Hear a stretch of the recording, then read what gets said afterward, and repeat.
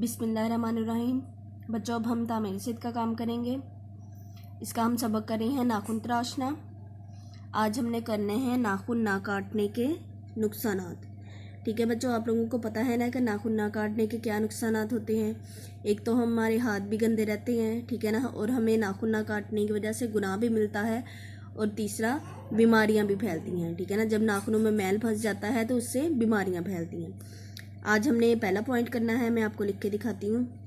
देखिए बच्चों, आज हम लोगों ने पहला पॉइंट करना है नाखून ना काटने के नुकसानात। इसका है बीमारियां फैलती हैं।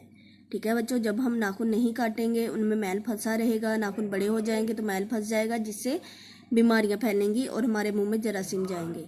ठीक है ना, तो आज का हमारा है टॉपिक कि नाखून ना काटने के नुकसानात, और उसका है बीमारियां फैलती हैं। ये आप लोगों ने अपनी कॉपीज पर लिखना भी है और इसे अच्छी तरह याद भी कर लेना है। आज के लिए इतना ही। अल्लाह हाफिज़।